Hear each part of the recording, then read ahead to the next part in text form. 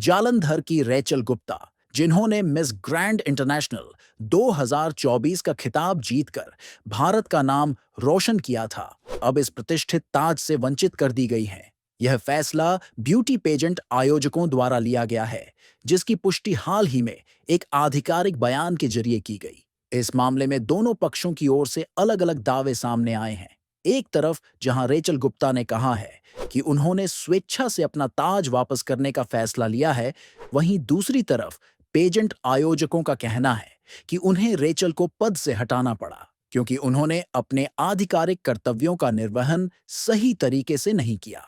आयोजकों के अनुसार रेचल गुप्ता बाहरी प्रोजेक्ट्स और व्यक्तिगत व्यवसायों में अत्यधिक व्यस्त थीं, जिससे वे मिस ग्रैंड इंटरनेशनल के कार्यों में शामिल नहीं हो पाईं। यह ब्यूटी पेजेंट के नियमों का उल्लंघन माना गया, जिसके कारण उनका खिताब रद्द कर दिया गया।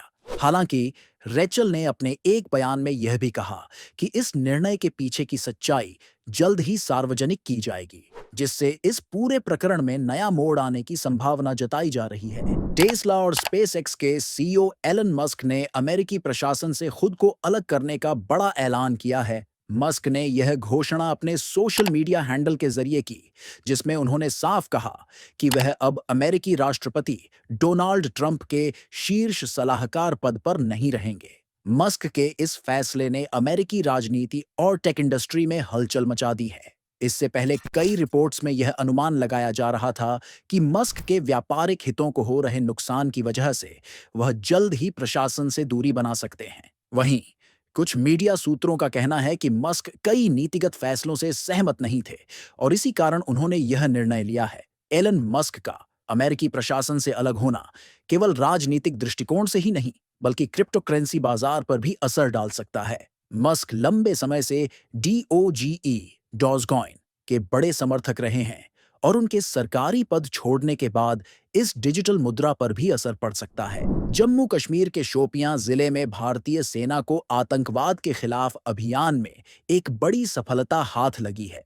सेना और जम्मू कश्मीर पुलिस द्वारा चलाए गए संयुक्त ऑपरेशन में लश्कर ए तैयबा से जुड़े 2 हाइब्रिड आतंकियों ने आत्मसमर्पण कर दिया है। रिपोर्ट्स के अनुसार सुरक्षा एजेंसियों को खुफिया जानकारी मिली थी कि शोपियां के बसकुचन इलाके में 2 संदिग्ध आतंकी छिपे हुए हैं। इसके बाद सेना, पुलिस और सीआरपीएफ की टीमों ने त्वरित कार्रवाई करते हुए इलाके को चारों ओर से घेर लिया और सर्च ऑपरेशन शुरू किया।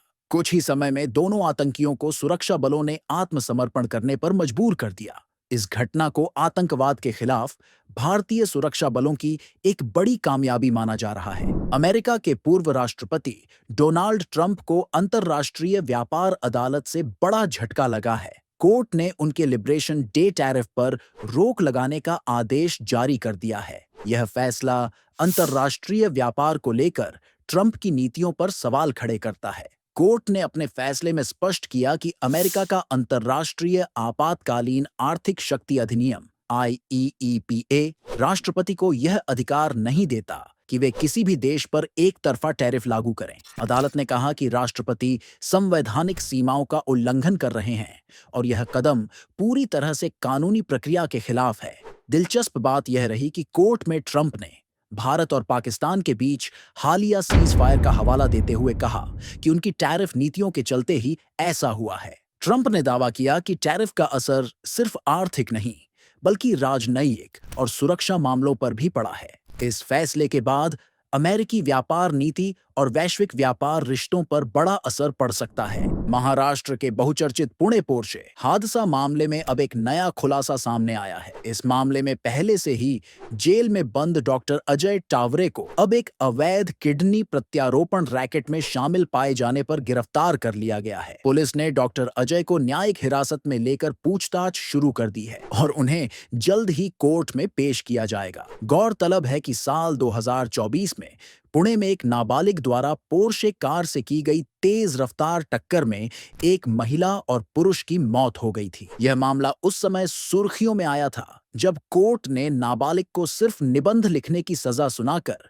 कुछ घंटों में ही जमानत पर रिहा कर दिया। इस फैसले की व्यापक स्तर पर आलोचना हुई थी और जनमानस में आक्रोश फैल गया था। इसी मामले में डॉक्टर अजय टावरे पर आरोप था कि उन्होंने नाबालिग के ब्लड सैंपल में हेराफेरी कर सबूतों को मिटाने की कोशिश की थी। दुनिया के सबसे चर्चित उद्योगपतियों में से एक एलन मस्क के पिता एरोल मस्क जून महीने में भारत यात्रा पर आ सकते हैं। इस दौरे में उनका एक विशेष पड़ाव होगा अयोध्या, जहां वे श्री राम जन्मभूमि मंदिर में भगवान राम लला के दर्शन करेंगे। यह खबर जैसे ही सामने आई, देश और विदेश में इसकी चर्चा तेज हो गई है। मीडिया रिपोर्ट्स के अनुसार एरोल मस्क की यह भारत यात्रा केवल आध्यात्मिक नहीं बल्कि व्यावसायिक और सांस्कृतिक दृष्टिकोण से भी महत्वपूर्ण है। बताया जा रहा है कि एरोल मस्क घरेलू ईवी चार्जिंग समाधान प्रदान करने वाली प्रमुख भारतीय कंपनी सर्वोटेक पावर सिस्टम्स के ग्लोबल एडवाइजरी बोर्ड में शामिल होने के उद्देश्य से भारत आ रहे हैं। यह कदम भारत के इलेक्ट्रिक वाहन ईवी